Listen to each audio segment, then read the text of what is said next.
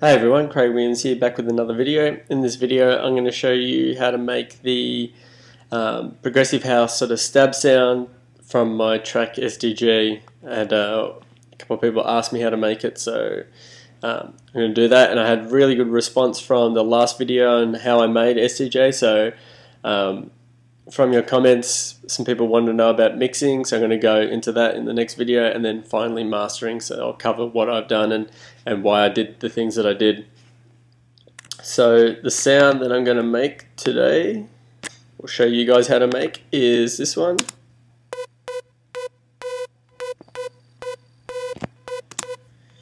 And then in the track it is.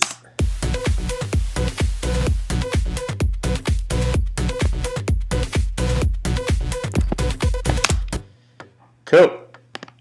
So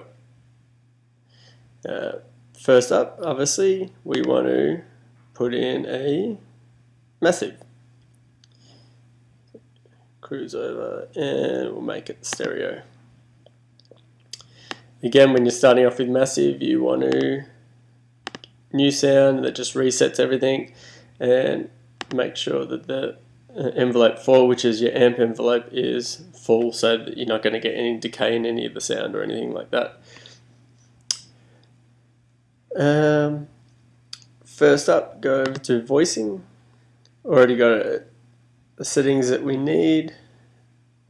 I just like to check this, make sure that it's all correct, and let's get into it. So first up is, and this is the right waveform, and just bring it around to 12 o'clock, so we're going to get a combination of the two. What I can do is grab this sound here. This is the MIDI, so I can sort of play it as I'm making it, so you guys can hear how the sound is changing. That's pretty sort of basic there.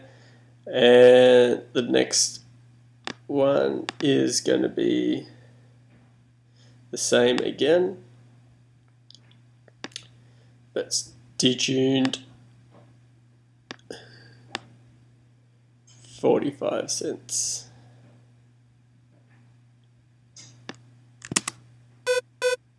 So you can hear there, it sort of adds like a little bit of a stereo sound to it. And then that's all for that. So when I come across, and this here, the F1, F2, that's just how much you're going to distribute the sound between the two filters. It's fine just to stay at the 12 o'clock. And then series and parallel. Parallel is just, the sound will just run through each of them. Series, it will run out of the output of filter 1 and into 2. So we can just play with the sound as it sort of comes along, but for now we'll just put it to 12 o'clock. The first filter will be a low pass 2, and just bring up the cutoff a little bit and pull down the resonance. This here is the volume for that filter, so if I put these both up to here, and then that's the volume. So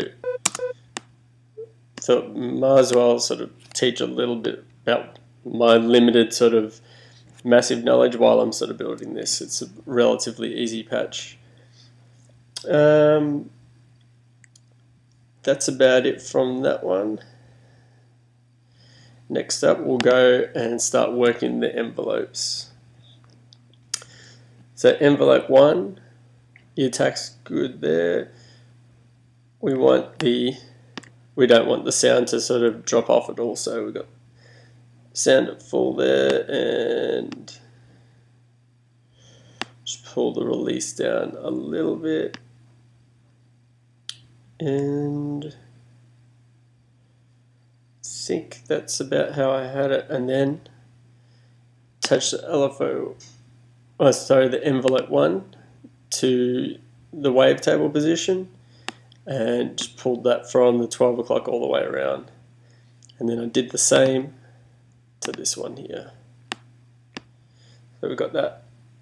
acting on both. So this envelope here will be affecting how it moves through the wavetable position. So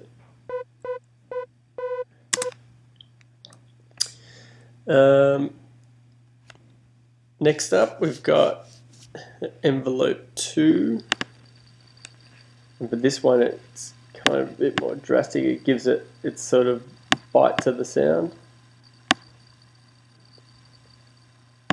and then pull the level all the way down,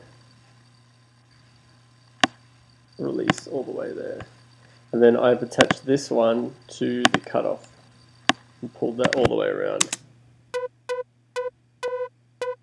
So you can hear that it's sort of got that bite as the initial cutoff, so just sort of biting that section there.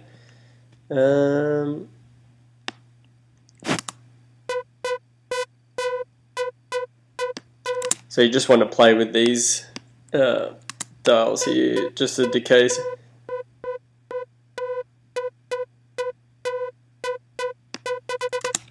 So that's sort of about the sound that I want.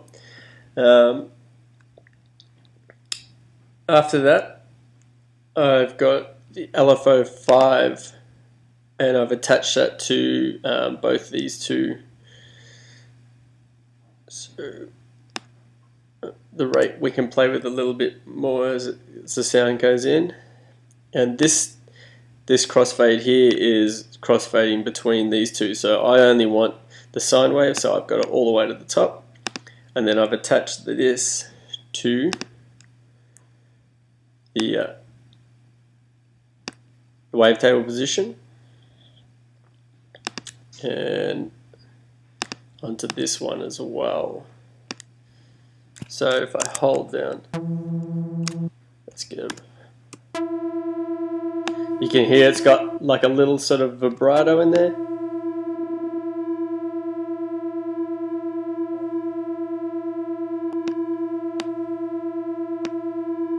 So if I was to go like this, put this to 100,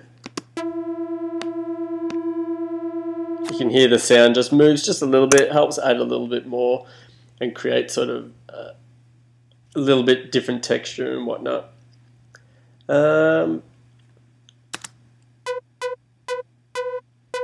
So that's pretty much about the sound there. The only thing I've just added in with it, I put a EQ. I can show you what's going on.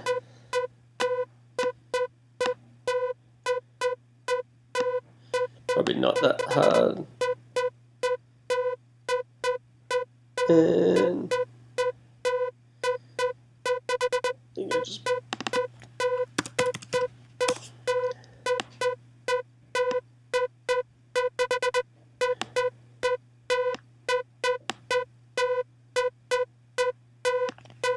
just boosted these two just to give it a bit more bite at the high end.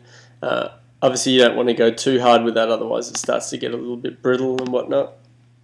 Then I just put a compressor on with a good old gold side chaining setting, and then just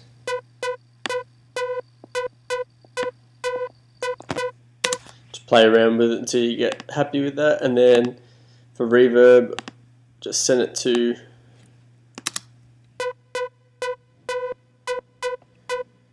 and you can also put a, what's that delay that I've got?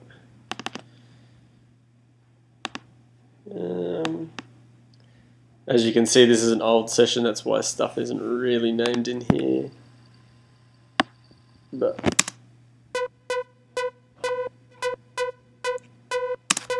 so that's pretty much about it. If you got any other questions on how I made that sound or anything like that, feel free to drop us a line. Don't forget to subscribe to my Facebook page. All the support is really appreciated, and don't forget to subscribe to my YouTube, of course. And if you want a bunch of free music, you can just head over to my SoundCloud. All the links are in the description. That's all for now. Next video I'm going to make is one on how I mix this project. So until next time, see you later.